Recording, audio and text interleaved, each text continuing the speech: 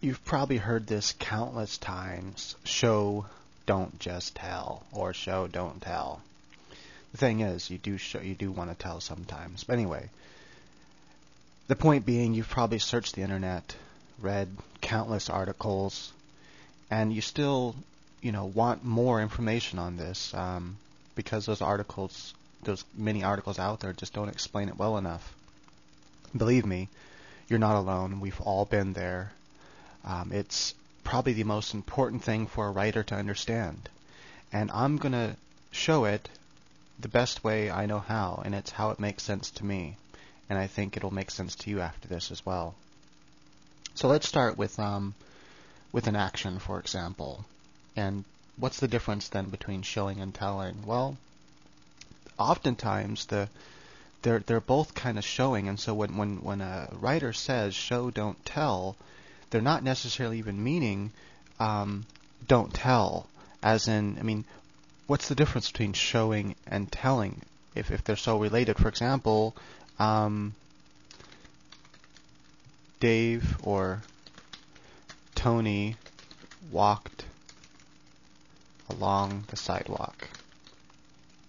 That it shows something, doesn't it? You can imagine a man walking down the sidewalk, so it is showing you something, but it's also telling you something too. So anytime you're going to be showing something, you're also telling something.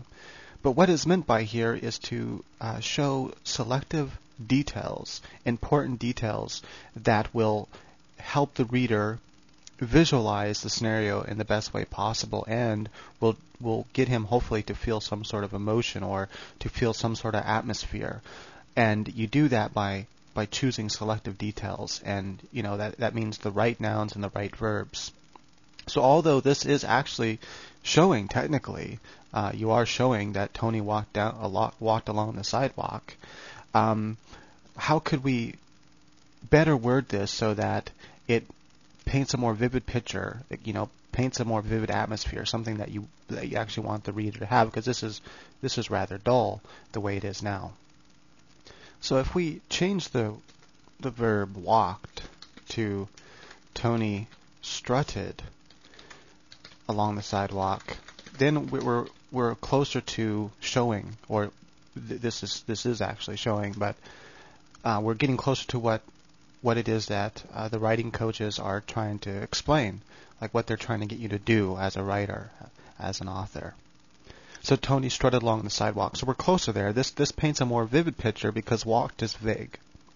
So really what they're saying is that don't just summarize, Tony walked down the sidewalk. It's kind of summarizing. Even Tony strutted along the sidewalk is sort of summarizing. And so what they're trying to get you to do is really get down to micromanaging.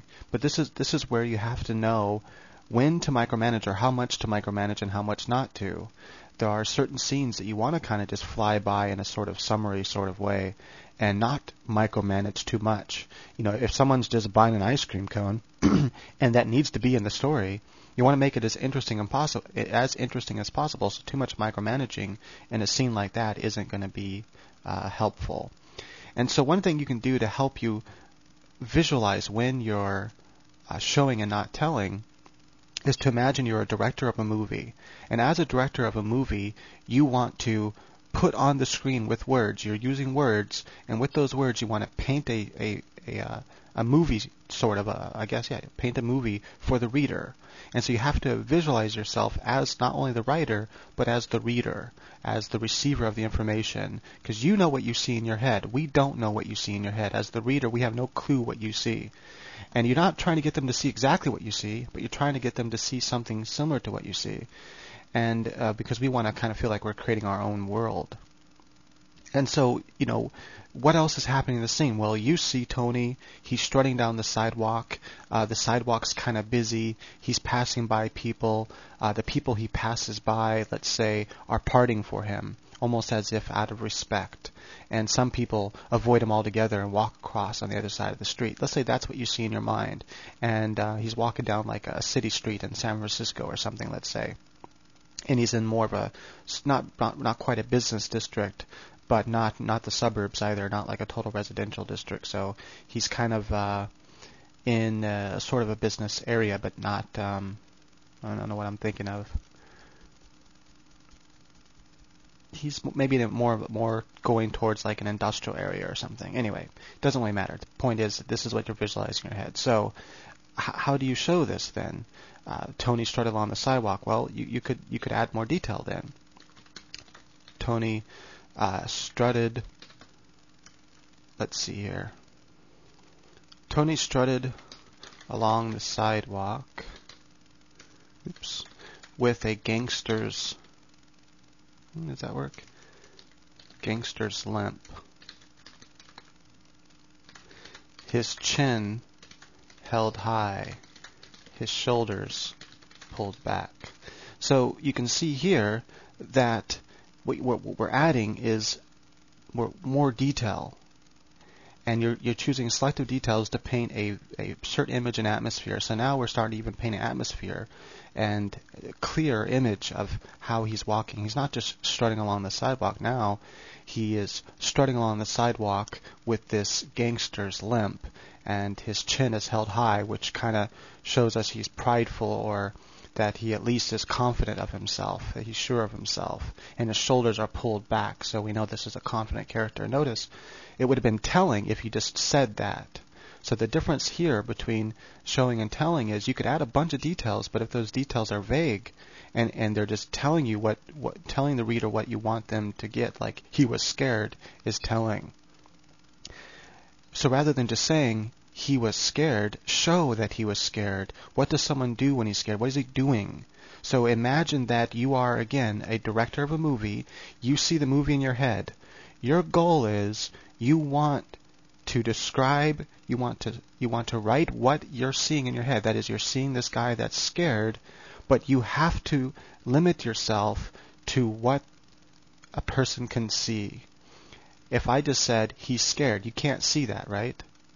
That's not something you can actually see. That is, if you just wrote Tony was scared.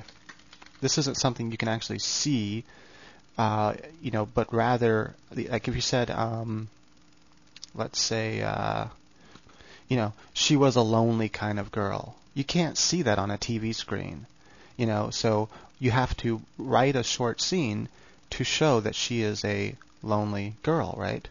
So you might show that she's like walking down the street, her shoulders are slumped, no one's with her, show that, she goes places and no one talks to her, and she kind of sighs, and, you can show that she's lonely.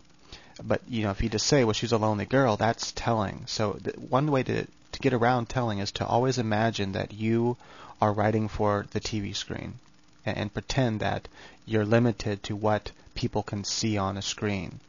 They can't see Tony was scared on a screen, unless you actually show how he's scared. So you might pick out the details like his eyes shot open wide, his mouth hung open, his hands trembled, and he slowly stepped back away from the creature. Now you're actually showing, you're putting on the screen vivid details that show he's scared without saying he's scared. So always ask yourself, is there another way I can word?